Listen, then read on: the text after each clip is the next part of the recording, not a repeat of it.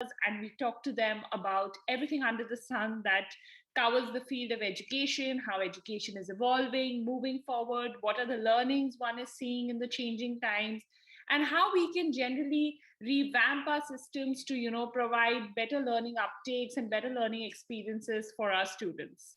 Today we've gathered to talk about a very important topic.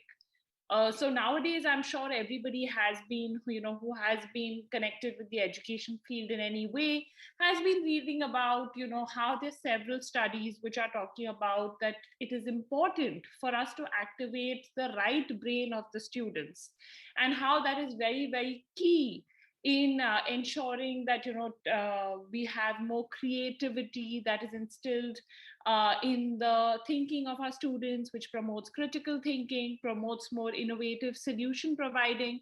Because I'm sure all of us agree that going forward, looking at how complex the world is becoming, the kind of interdisciplinary complex problems the world is facing, we need solution providers. And when you talk about needing solution providers, we need people who have creativity and the imagination to think beyond in terms of the kind of solutions that you have to come up with to solve world problems. And I think one of the best examples of it has been the pandemic. I mean, a problem which is not only medical but has touched so many different aspects of the lives of all the world citizens, and which has required so many kinds of creative solution providing at all levels. So this is why today we thought that it's important for us to talk about how we can integrate arts in the school curriculum. Now, when I say arts, people have a very traditional and conventional sort of a thought that might come to their mind that, oh, are you talking about drawing? Are you talking about painting? Are you talking about music? Or are you talking about dance?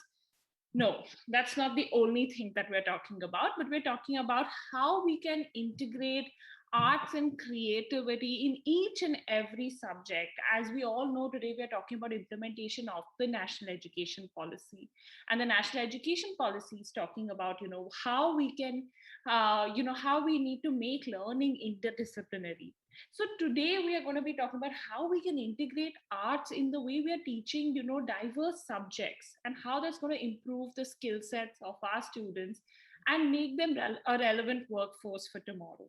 So while my team and I were brainstorming about this topic and how we would like to present it to all of you, I think the first question that came to our mind was, who should be the speaker for this kind of an event? And God was very kind with us. And we got connected with Sita Murthy ma'am, the Director Education of Silver Oak Schools, a very well-established chain of schools today in India, a leading school institution today. And she is an exemplary figure in education and has a very forward outlook towards education. When I was reading about her work, I was just like, bingo, this is it. This is the person, this is the educator that I think we need to have this conversation with. And I'm so sure that she's going to leave us with so many thoughts that we're going to be reflecting on and thinking about how we can quickly go back to our school ecosystems and in the next year itself promise ourselves to implement it within our ecosystems. So with that, I would like to welcome Sita ma'am. Sita ma'am, thank you so much for taking out the time and joining us this evening. It's really a pleasure and honor to have you here with us. It's my pleasure too, Kritika. Thanks for calling me here. Something that's so dear to me that I'd like to talk about. Thank you so much. I am so happy to hear that, ma'am. So I'm sure my viewers are very, very excited to hear from you. My viewers know the drill already. If you guys have any questions, please make sure you're sending it to us on our platforms, and we're going to integrate it into our conversation with Sita, ma'am. And now let's just straight deep dive into this conversation that we've been waiting for. So, ma'am, I think first, for the benefit of all our viewers, which are educators and parents who are joining us here today, if you can tell us that what is arts integrated learning and why is it important for students so that it sets the context for today's conversation. Okay, Kritika. So I'll start it like this. When I was going to school, art was all about how do I draw those typical cliched hills and the sunrise and the clouds in the sky with two birds. And of course, maybe a pond adjacent to the hills and lotus flowers blooming in them. And invariably, the pinks and the blues and the whites used to play.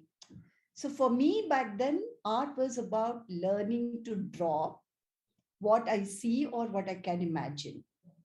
Maybe a few years later, things like, how differently you can draw, what you can do. So over a period of time, if you see in the last few decades, art was all about drawing. Okay. And then we began to hear art is performing art, visual art. So there is a different leveraging of the role of art in education. But in the last decade, there is another dimension to it. Like, so all our five campuses, we are IB World schools. Okay. The International Baccalaureate, the way it interprets art is not just about drawing or performing, that art can also be a medium to learn. So I think largely what I would like to share to the viewers here now is art cannot just remain as a form that you learn to draw or perform. Art can also become a medium where your mainstream learning can happen. So that is where this statement called art integration into the main curriculum comes into picture. Okay, that can art teaches math, can art teaches social science, can art teaches science, that those abstract concepts of physics or mathematics, can we understand these better through art?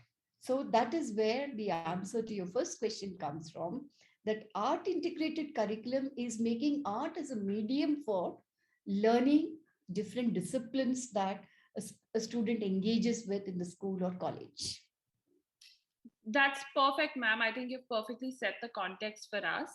Now, I would like to ask you, as you defined for us what is arts based learning, broke some stereotypes of how, we've been perceiving art. From your experience of, being, an educator and a school director, administrator of running 5 IB World schools, how have you managed within your ecosystem to integrate arts in the various courses that you're delivering in the school curriculum? So, if we can talk about, probably, since it's an IB world, IB board school, so how is IB board instructing IB schools to bring arts into the various other courses? And also, if there are some certain initiatives that Silver Oaks has taken on our own that we can all learn and take notes from, we would love to hear that. Sure. So, what I'll begin with is, as I said, it was in the last decade that the role of arts in the mainstream learning has begun to get leveraged. The status of art has been evolving. All right. So, what I have seen after my incorporation into this IB world of teaching and learning about 15 years ago, 16 years ago now, okay, I began to understand that any learning has, four components to it. One is knowledge gaining, knowledge delivery or gaining or acquisition. Two is gaining this knowledge through conceptual understanding. That's the second part. The third part is, while you're gaining knowledge through a conceptual framework, you're also developing certain attributes in you, the attributes of being balanced, or open-minded or caring or inquiring, things like that. Then comes the approaches to learning. All this, how do you learn? Do you learn by thinking? Do you learn by communicating? And communication has its own subset of skills like, reading, writing, speaking, listening. And then the last part is research, inquiring skill. Okay. So these are for us approaches to learning in the IB schools. The last part of it is all that you have learned, the knowledge that you have gained through conceptual framework, by developing certain attributes within you, through certain approaches to learning, how do you show it in your action? Okay. So this is the cycle of teaching and learning that we engage with in our schools, basically. I remember about 10 years ago, I did an experiment with my students. Okay. So back then, and even now, of course, we are all highly worried about the pollution, the conservation, or the values of conservation in children. Okay. So 10 years back, I asked my grade 3, grade 4 to 8th graders to draw, imagine and draw 50 years from now, you're landing on planet Earth. How would the planet Earth look like? Okay. So now I gave them some time, and what I saw there was a little alarming to me. Majority of them were drawing towers, more helicopters and more aircrafts in the sky. Very few, I would say not even 10% had plants or birds or nature in their artwork. This speaks about the context of their thinking, that all they are looking at is urbanization and more urbanization. And there was one student which I distinctly remember had drawn something like, very black. The whole thing was black with some, like it's on fire and fumes are coming. All right. So when I asked the student what it is, so he said that many times he has seen grass being burnt on the way while he was going to his village or things like that. So that's when I asked him, so you all think that 50 years from now, the world will not have any greenery? There will be no trees, no birds, no river. None of you have had those elements in your art. So it means all of you are going to embark on urbanization. You will only work on building more towers and having more air travel and nothing to do with your roads and water. And then we had a lot of discussion around it. 2 days later, I asked him to draw the same thing again. And then I noticed there were birds, there were plants and flowers and rivers. It speaks about even art can actually stimulate your responsibility towards the nature or conservation of nature. Okay. So that is when it hit me that art is not just about making them draw. Our art is to help them articulate or express the thoughts that they're currently going through. So there's another experiment I've done. Okay. This experiment was in the early years, grade 1 to pre-primary children. I asked them to make 4 columns. First column is home, second column is school, third column is playground, and fourth column is, I think, hospital. Okay. And I asked them, draw what you see in all these 4 places. Okay. So I won't talk about home right now. The first thing they've drawn in school is teacher and friends. Under the column of playground, like we have green lawns in our campus, and there's a swimming pool, tennis court. They've created all that. And the last column is hospital. First thing they've written is 108 because it's the ambulance, Ambulance. okay, which they would have seen on the way. Then the next thing is a syringe. And the third thing is a stethoscope. Commonly, I'm talking about.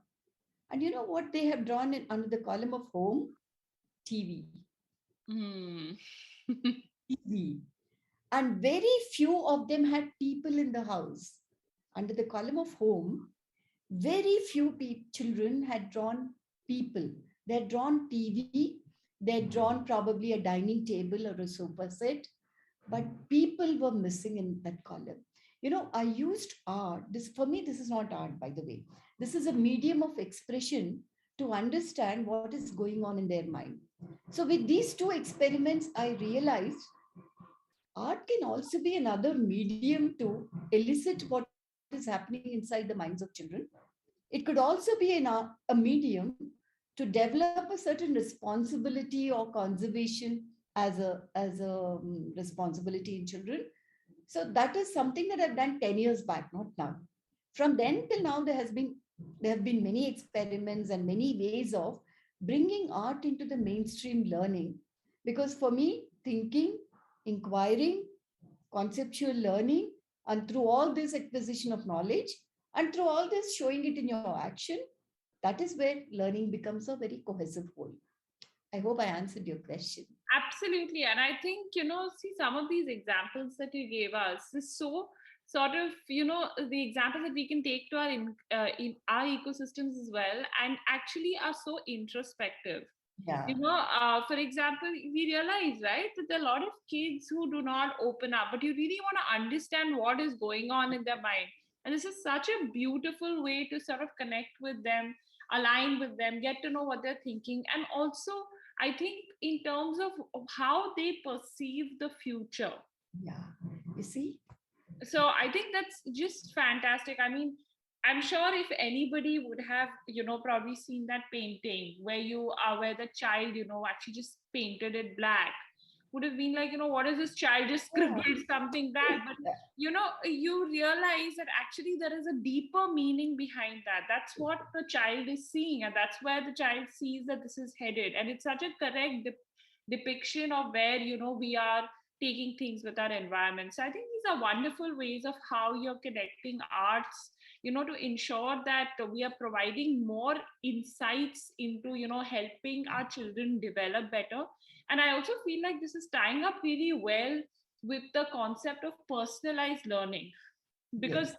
we are able to understand individualistically how different they are, how they are perceiving things, and how, as a teacher, as a facilitator, you actually need to work with them on an individualistic level. Lovely. So, today, ma'am, we have, educators who join us like from different sort of, geographies, different setups of schools, different boards. As you know, that in the Indian education system, especially, we are in a very transitionary phase, with Right. NEP coming in. I mean, there are a lot of questions. It's looking lovely on paper, but, a lot of implementation questions, execution questions. So with your, amazing experience of 16 years, how would you suggest to schools and school educators that how can they transition to this form of learning? I mean, how should they start? Where do they start from? And what are the little things that they could do to, incorporate this in the larger curriculum set that they have in their schools? So, so I would say, Kritika, like this, for a beginning, CBSE already published a document on art integration into the mainstream curriculum. The document is exclusively talking about how art can become a medium for learning any subject. So I would recommend to read that document. I would recommend everyone to just go on the internet, okay? Because what I'm talking about from my IB experience is exclusive to IB school. So I cannot possibly probably say that part. But on the internet, if one just Googles what's art integration, you'll begin to see many kinds of interpretations to what is art integration. Okay. So anybody who's looking at this as a challenge, the first step is to understand it. First step is to see how people in different parts of the world are interpreting this thing called art in education. Okay. So that's the first step.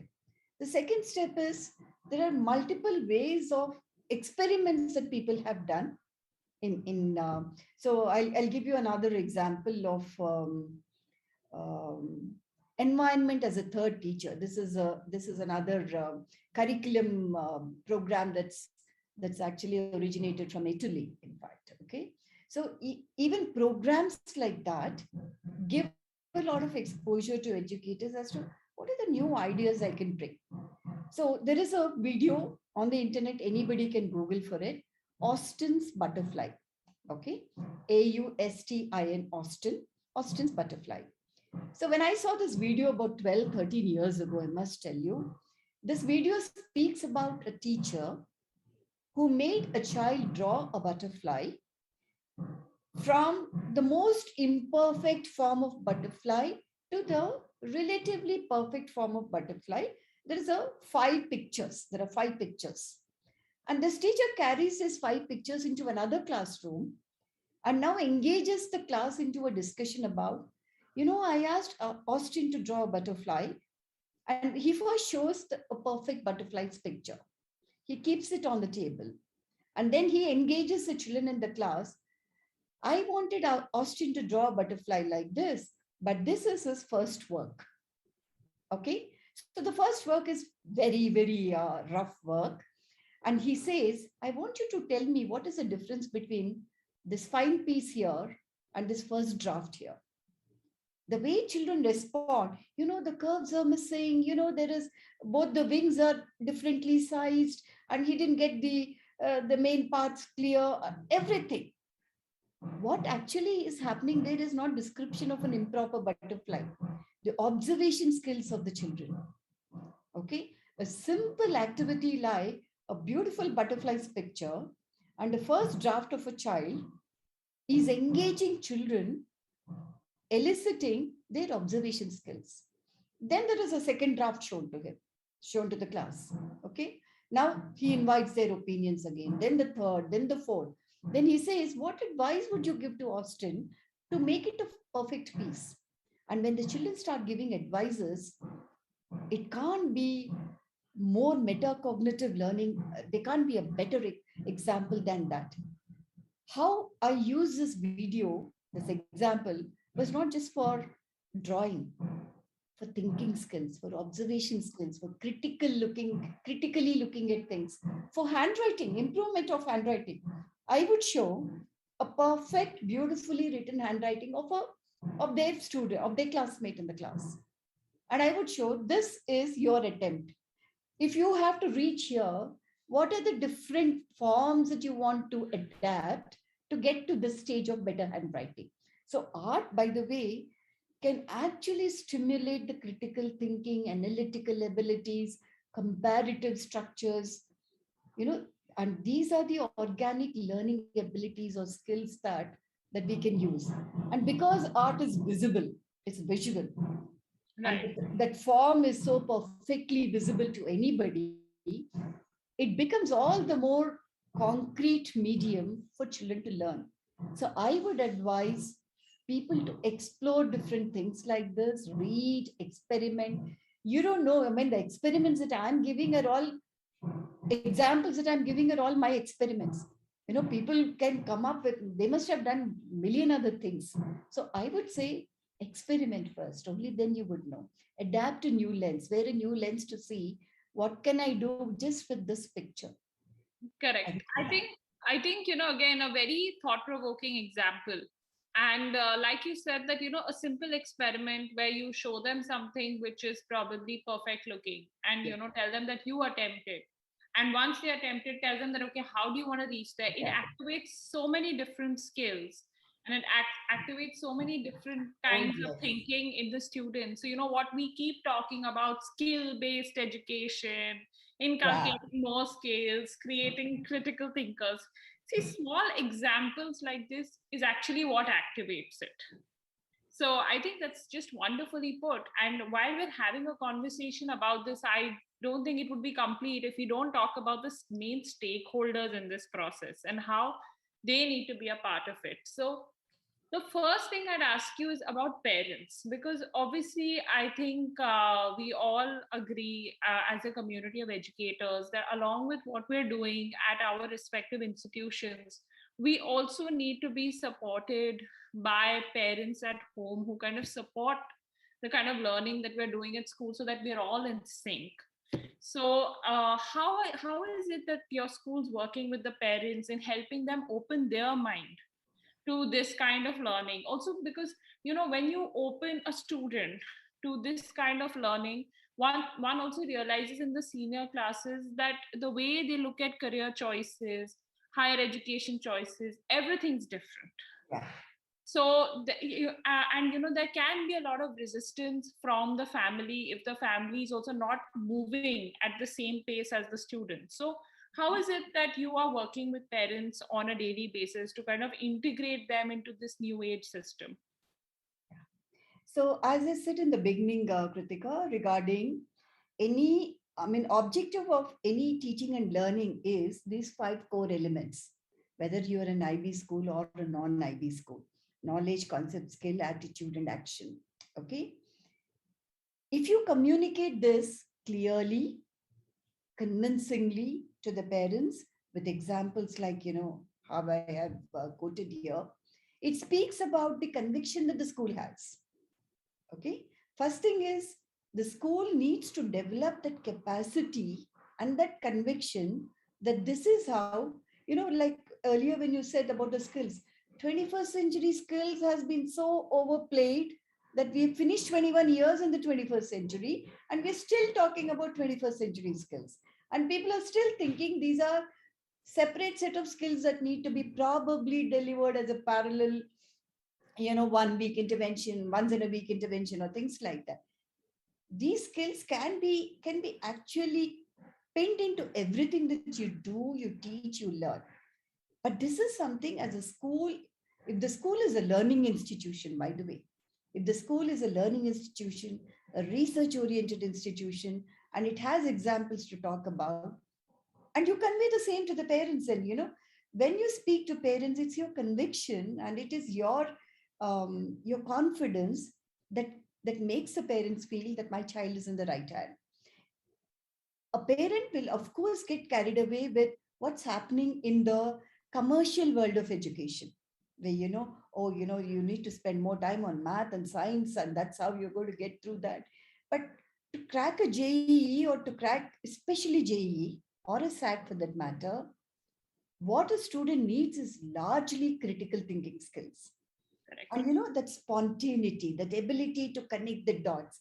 And those things don't come even if you do 1,000 sums in a day. They come when you sharpen the saw that which is inside your mind. And you can't possibly make it happen only through a subject. And the kind of questions that come in JEE, it's more about how a student can connect abstract dots and give examples. Why should I go that far? CBSE just completed the first term exams. For the first time, they have conducted exams which are completely based on case studies, assertion, and reasoning. Assertion and reasoning come when students engage with multiple examples and trying to say that I am very sure that this is a reasoning that makes us answer right. And all these things play a role when you are giving your JEE exam or a SAT exam. NEET is largely more about memory based. So NEET is not something I'm not quoting in this conversation. But any other exam, you want to, by the way, it is also about statement of purpose. If you're applying to universities, your SOPs also make a difference. And many students think I get the finest SOP drafted from somebody and I present it, I get an admission. No, because there's an interview over there. And you as a learner, when you speak about it, all these things come when you have an organic experience of it. So in our case, anything we do, we convey to the parents, including that example where I said the children did not draw people at home, they've drawn only TV. I had a parents meeting and I've shown them. I said, why do you think in a class they could draw teacher, and why do you think they didn't draw people at home? Have you relegated your children to TV alone? You don't play a role at home? So these are the things that made parents feel that the school is really engaged Great. and invested in the learning of the children. And that's what I would tell every school. You need to be invested in the work you are doing. Wonderful. And I think it's very important, like you said, ways in which you effectively create that bridge between students, teachers, and parents. Yeah. We all can't work in isolation for sure. And I think we all agree with that. And I think now that we're talking about stakeholders, how can we forget the most important, the actual people who are delivering this on the field, which is our teachers.